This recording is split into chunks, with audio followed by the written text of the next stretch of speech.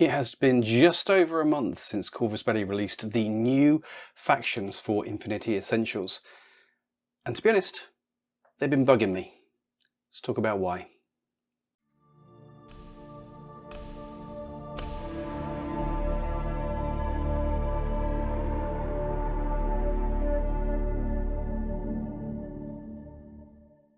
Welcome to the Dice Gods, my name is Hydra, and today we are going to be looking at the new Infinity Essentials boxes for both Yu Jing and for Nomads. When they were announced and their contents revealed, I was a little puzzled. And we're going to talk about why and what we can do about it. But before that, thank you as ever to our members and patrons and all you lovely people who support us and all the people that follow us as well. A special thanks go out to Sean Colburn, Old Man Rogers, Chaos Discordia and Runic Wolf for being top tier supporters of the channel and absolutely keeping the lights on, the motivation going and the videos coming. If you would like to join, then please do. The links are down below and you'll get a say and input on what we're doing on the channel. Sean Colburn's just joined. Hi Sean, and has already given me some ideas of the things that he's looking for, including battle reports, which is just another reason that I should definitely get on and do those. So look forward to more of those coming soon.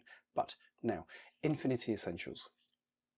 If you're not familiar with it, Infinity Essentials is the new way of getting into play Infinity N5. It started last year with the new Start Here box with Pan-Oceania and JSA. Then we had a whole bunch of releases that are still going on now, and the idea is you buy those, you put them together, and you end up with a growing force with growing rules and all this kind of stuff.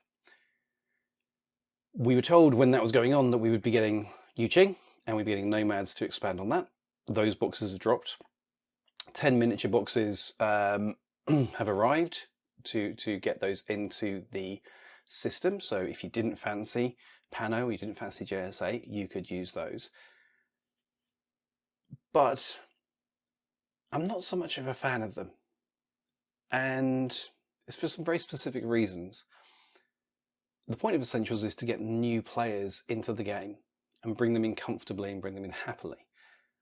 I'm not entirely sure that the composition of those boxes is going to do it. Don't get me wrong, they're great value. They've got some great units within them. As I understand, they still have the unit cards, which is a fantastic system for getting people into the game. It is all gravy from that perspective, but I just think the composition is a little bit off, and I think there are some issues with it. And we're going to talk about exactly why now. So here they are, the Essentials Series 2. These differ somewhat from the initial releases because we had that first of all combination box of JSA and Pano with all the terrain, all that stuff in it. These guys don't get that. You just get the miniatures and the cards as I understand it. But adding another couple of factions into the Essential system to get people learning the game, genius. Absolutely 100% approve of that one. The way that Corvus Belli have structured Essentials, I think is great. I think it's good. But let's look at what's in the box. And therein the issues will become clear. I'm going to start with the Nomads. So in the Essentials box, we have Securitate HMG, Securitate Hacker, Securitate Boarding Shotgun, Mobile Brigada Multi-Rifle, Spectre, Grenza, 2 Morlocks, Sin Eater with HMG, and Mary Problems. These are all very flavourful Nomad units. This is a generic army, clearly, because we have elements with the Morlocks and Sin Eater, they come from Bakunin. Mary and the Spectres, they're from Tunguska, as is the Spectre. Sorry, the Securitate even. And the Spectre. And the Grenza, actually, they're Tunguska from memory. And then the Mobile Brigada comes in with Corregidor. So you have all of the sectorials of Nomads represented here, but this is a very much generic faction. Let's have a look at what that builds out to. This is what you end up with if you put what's in the box into a list. So we have the Securitate HMG, the Hacker, the Repeater on the boarding shotgun that's there, the Mobile Brigada as a lieutenant, the Spectre as a hacker. I've kind of gone middle of the road with these to cheap, middle of the road to cheap. So then Morlock, Grenza, as I say, with Forward Observer, Sin Eater and Mary Problems. Now, what's wrong with this list? 216 points for SWC. It's all nice and legal for under 300 points, that's fine. But there's a couple of issues that I have with it. The first is the Sin Eater HMG. So it is important, especially for new players, to have a number of high burst weapons in any list. Why? Most of this list contains combi rifles, multi-rifles, which is a souped up combi rifle if you're not aware, boarding shotguns, chain rifles, submachine guns. They are throwing 2 or 3 dice per shooting, active shooting BS attack, per active BS attack. The chain rifle is placing down a template, so that's not even throwing a dice, that's just putting stuff down. When you are a new player, having more dice can mitigate poor decisions. It can reduce the impact of doing a dumb. Now, we technically have 2 heavy machine guns. They throw 4 dice, and yes, that 1 extra dice over the combi rifle does make a difference, because it also comes with increased range and increased damage output. So having 2 of them technically sounds good, but the Sin Eater has neurosynetics, and what that means is when you are using it actively, it only throws 1 die, but when it is reacting to someone in your reactive phase, it throws 4. So it's back to front, essentially. It is more useful when your enemy's having their turn than it is in your turn. While not technically a problem and a potentially really useful unit, dedicated ARO units, which is what a Sin Eater is not very new player friendly. From either side of the board. If you're playing against it, it can feel horrific. If you're using it, it can be a bit of a puzzle because you want to hit the other guy on the other side of the table. But actually, the Sin Eater doesn't want you to do that. So we only actually have 1 high burst active phase weapon in here on Securitate, who's light infantry. They're fine, but it's not really that potent. It's not really that scary. This list kind of feels a little bit underpowered. Add to that the fact you have 2 Morlocks. Now, Morlocks are great, they're nice and cheap, they've got smoke grenades, and we do have 1 MSV in there, which is on the Grenza, that can see, well, they can impact smoke, but it's not that, you want MSV2 to shoot through smoke, you don't want MSV1. So that doesn't really work. So we have these 2 Morlocks. What do they bring to the table? They bring smoke, impetuous orders, and irregular orders. If you've not seen impetuous and irregular, normally your list builds out an order pool that can be spent on all of your miniatures. Irregular can only be spent on the unit that generates them, and impetuous can only be spent on the unit that generates them. That means that each of those Morlocks get 2 orders dedicated to them. Absolutely dedicated. They can't go anywhere else in the basic game. Advanced players, I know you could do the thing with the thing. No.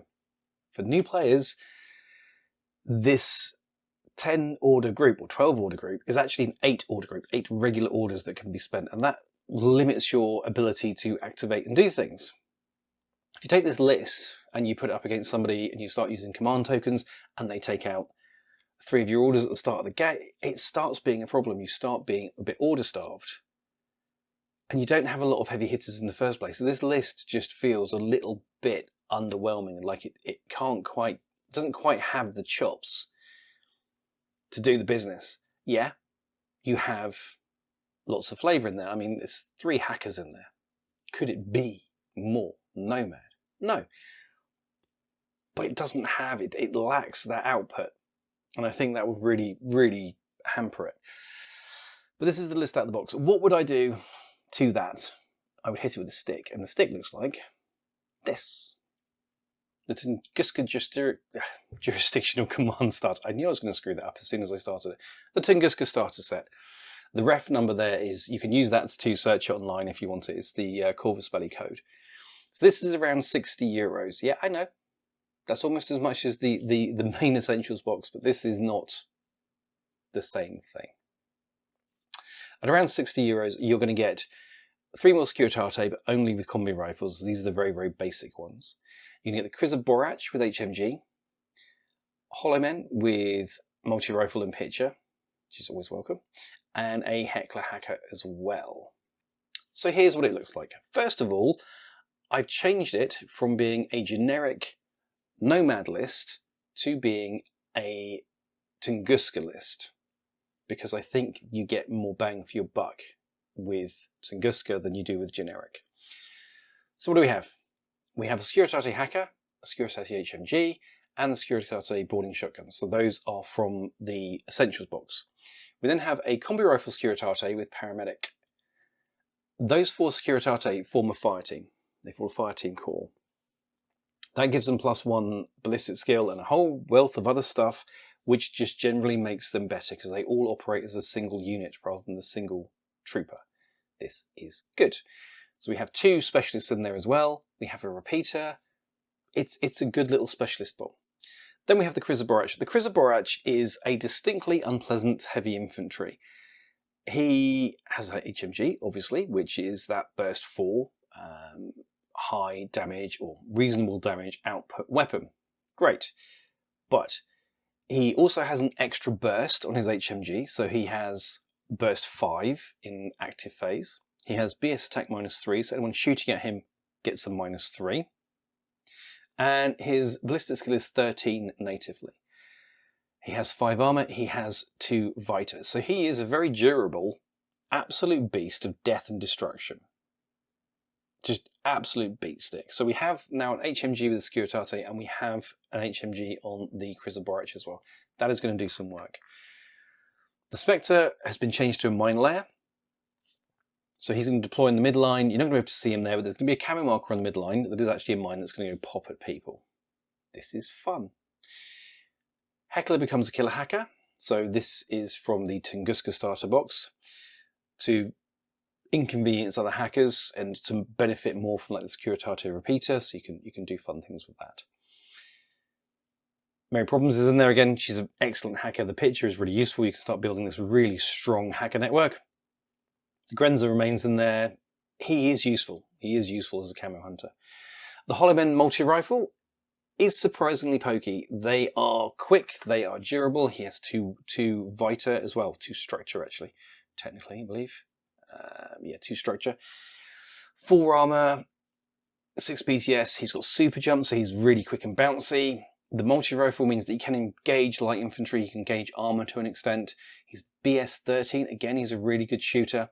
The pitcher, that's something you can use to fire out repeaters. So with the pitcher that Mary Problems has got, with the pitcher that Hollowman's got, with the repeater that's on the Securitate with boarding shotgun, we start having this really large hacking network for the Heckler, Mary Problems, and the Securitate to absolutely exploit. So that Hollowman was from the Tunguska starter. Then we have a Securitate Lieutenant.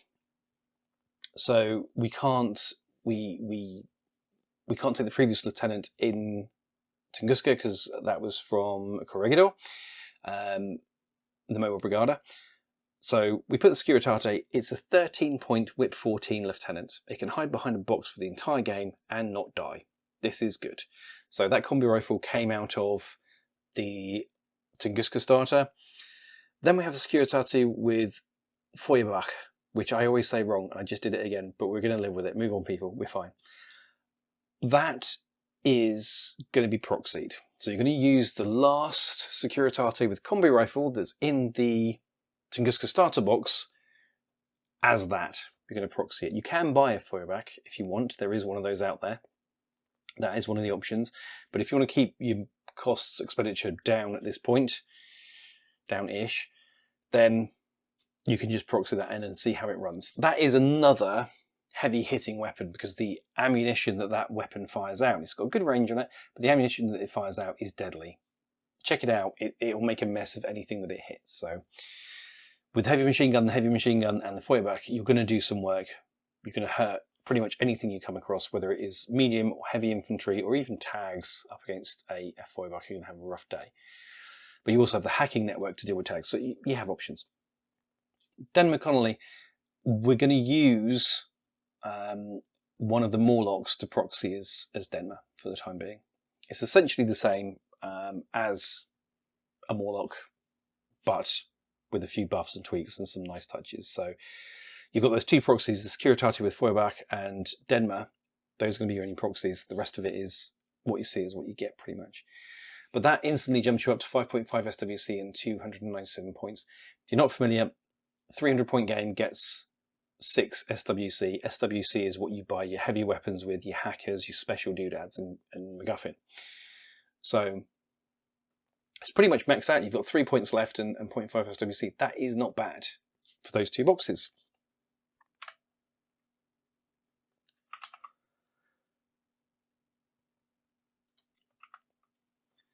And now we come to the Yu Jing action pack. Let's take a look at that. So this box, yeah, we've got the 3 Zhu Yong, which are heavy infantry, missile launcher, boarding shotgun, combi rifle. We've got the Dao Ying with multi-sniper rifle. We've got the Liu Xing, which I'm always pronouncing incorrectly, hacker with boarding shotgun, Hydra with combi rifle, Zanshi HMG, Zanshi hacker, Hulang, and a Zensha. Okay, that's a lot of heavy infantry. The Zhu Yong, the 3 Zhu Yong are heavy infantry. The Liu Xing and the Haidao and the Hulang and the Zensha are all heavy infantry. So out of this 10 box, you've got what? 7 are heavy infantry effectively, with only the Dao Ying as medium and the Zanshis as light. So it's no surprise that if you put this into a generic list, as it is in the box, this isn't actually legal. If you look up towards the top right, you've got fire teams, SWC and points, then you come down to a row of icons. On the left of that, there is a red dot with a cross in it. That means this list isn't legal. Because in generic, so in generic Yu Jing, if you put these things into a list as they are loaded out and listed on the box, there's no lieutenant. There's nothing you can take as a lieutenant. What you would have to do is take one of the Zanshis, probably the hacker, and say that's your lieutenant. Because that is the only troop type that has a lieutenant profile in generic from those miniatures in this box. Let's do a bit of explanation on that. So all the different troopers, you have to have a lieutenant in your list, and all the different troopers, all the different profiles, not all of them will have a lieutenant option. In this instance, generic doesn't have from this box a lieutenant option, so that, yeah, you can't make a legal list. What you see is what you get from this, which is, shall we say, suboptimal. Interestingly, if you put it into Invincible Army, it's suddenly legal, because the Dao Ying multi-sniper gains a lieutenant profile in Invincible Army. So while this is Infinity Essentials, this is actually Infinity Essentials Yu Jing, this is actually Infinity Essentials Invincible Army. That's what you're looking at here, a starter for that particular force. That's no bad thing. It's just a bit odd that they put out a box that isn't what you see is what you get legal to run. Unless I've missed something. Always welcome to get corrected in the comments, but from what I can see, there are no legal lieutenant options there. Shell. You can make that simple change. That gives you a legal list, and it also means that you can start putting fire teams together like the Zhu Yong, etc., etc., etc. So there are other benefits to taking the Invincible Army. You'll also notice that out of the box, this box is cheaper. Sorry, it's more expensive. It's more expensive than the Nomad one. It's 270 points if you run it legally. So it's quite a loadout here. But like all the Zhu Yongs, the Haidao, the Hulang, Zensha, and the Liu Xing effectively have, or do have, 2 Vita, so 2 wounds each. So there's a lot of armor, there's a lot of wounds, there's a lot of potency here. But again, for those paying attention, only 1 heavy machine gun, only 1 high burst weapon. The multi-sniper isn't, the missile launcher is 1, boarding shotgun is 2. There's not a lot of damage output here, to be honest with you, which is, again, not very forgiving from a new player perspective. What would I add? The Shang-Chi Invincibles. Now, if you know anything about Invincible Army, this will not be a surprise. That little bundle of fluff and happiness in the back, in the middle, that is the Shang-Chi APHMG. He's more commonly known as Shang-Jesus. He is a death dealer of uncommon enthusiasm and capability. The violence that thing will bring to the table is horrific. So you get the multi-rifle, you get the missile launcher, you get the APHMG, and you've got a Tinbot miniature. So Tinbot is an ability that certain troops have, including Shang Jesus, which gives a debuff to people trying to hack you, which when you're a big, tasty, expensive, heavy infantry like Shang Jesus, a lot of people will. So that Tinbot is more a representation of a skill or an ability than an actual usable miniature. But for around €50, it's not a cheap box, but it is beautiful and it is very useful. Let's look at why. We've taken the core that we had with the previous list and we've just built on it.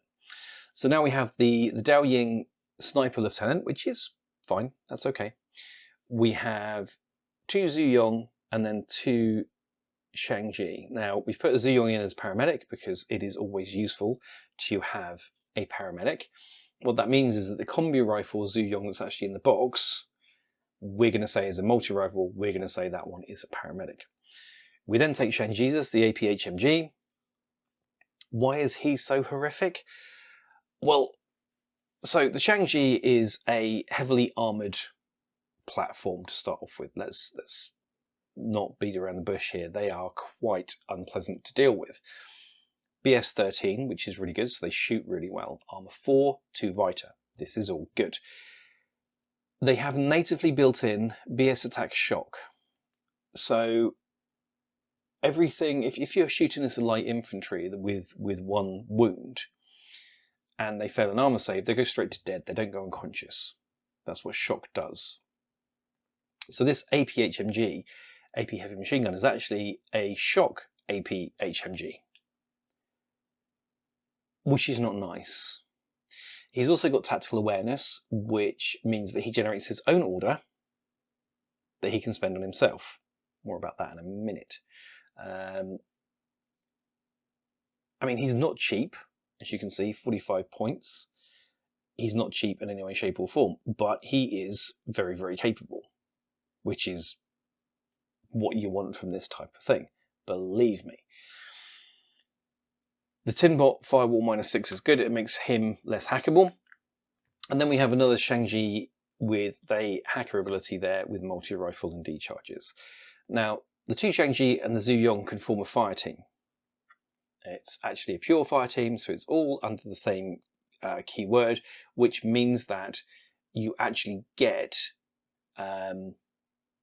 all of the bonuses. So that 4 trooper fire team gets +1 BS. So that means that all of the Shang-Chi Invincibles are actually effectively BS 14.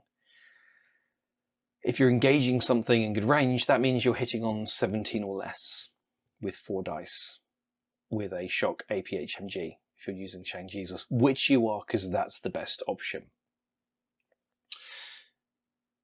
Both the Shang-Chi actually have tactical awareness, which means they generate their own order, which means that if they're the fire team leader, so they're taking the lead of the fire team in your active phase, you can spend that attack aware order on the whole fire team. So that effectively pushes this list up to 12 orders, legitimately up to 12 orders, which is horrific, but so much fun. We then have a Hydra engineer, so we've now got a paramedic, a hacker, an engineer. So we're getting some specialists in here if you want to do missions. With the multi-rifle, again, he's proxying here. The one in the box has a combi, he has a multi, so yeah, you're going to be proxying with that, but that's not really a major one by any stretch of the imagination. We then have the Zhanshi hacker, because it's always good to have an extra hacker around the place. They do a lot of missions if you are playing mission play. A Zhanshi HMG, so we now have a shock APHMG and a heavy machine gun in the same list. So we've got quite a lot of damage output, quite a lot of, or 2 high burst weapons, which is really, really useful. Then we have the Zensha. The Zensha is an infiltrating camo marker. He has mine layer 2, so he actually puts down another 2 camo markers on the midline when you deploy him that are mines. Because Zenshas are fun. So that is a must-have. I don't know why you'd leave home without at least 1 Zensha in a list. So this is something that I'm really glad they put in the box. The fact he also has a Panzerfaust means that you can put those 2 mines down and then be in a camouflaged templated state. And if something big and heavy appears on the horizon, you can smack it upside the air with a Panzerfaust, which very few things appreciate, to be honest with you. Most things don't like that. Then we have the Hulung with forward deployment mine layer. He puts down AP mines, so he's going to get up the field. Combo rifle +1 burst, so he's burst 4 as well, but only a 16-inch range. Light flamethrower, decharges. He can also get some work done too. He has the monofilament close combat weapon. If you get up close to something, you can slice it in half, basically, really quite comfortably. This is an unpleasant list. You get those two boxes, you smush them together, you've got quite a nasty, but actually quite simple to use list that can take most mission types. If you're trying to sort of just go for killy stuff, this can do the killy stuff. If you've got objectives to complete, this can do objectives. I mean, it's mostly great at killing stuff, to be honest with you. That four-person fire team with the 2 Sangji and the 2 Zuyong is horrific. A definite pain train, but there's a lot of flexibility, there's a lot of redundancy in here. This is a very good little list. Both of these boxes for me suffer from the same problem. They contain stuff which makes more sense if you do it as a sectorial army, not as generic, and they lack high burst weaponry, which would have been really useful. There's just not enough shooty in this box to, first of all, give new players a feeling of how potent and how violent this game can be, but also to offset stupid decisions, to offset poor decisions. It is amazing the difference that having that extra die, or in the case of the Krizaborach, 2 extra die, will have on the outcome of a combat. They're still great value for money. It's still great they've got the cards in the box, but if you are contemplating getting these, I would budget just a little bit more, 50, 60 euros more, a little bit. I would budget 50 or 60 euros more to pick up the additional boxes that I've recommended here, because they will massively improve your experience and your output and your capability on the board. So yeah, have you seen these boxes? What do you think? Are you happy with them? Do you like them? If you're a veteran, what would you put in for around the 50, 60 euro mark to these boxes to make it play your way? Or do you think they're perfect as they are? I'm always happy to hear that. I'm always happy to be proven wrong. Put it in the comments below. We will be doing the Essentials play guides, the Let's Play for Infinity, all smushed in now with the normal, our main Let's Play series and our Sandtrap series as well. We're going to stop splitting them out because it's just too much work and it's going to be duplicating. So look forward to the Let's Plays for those coming soon. If you have any questions about Essentials, or you have any thoughts or just feelings, whack them in the comments below. We're always here. We're basically your wargaming therapist. Aside from that, please do like, share, subscribe. That always helps the channel, and we will see you again soon. Goodbye.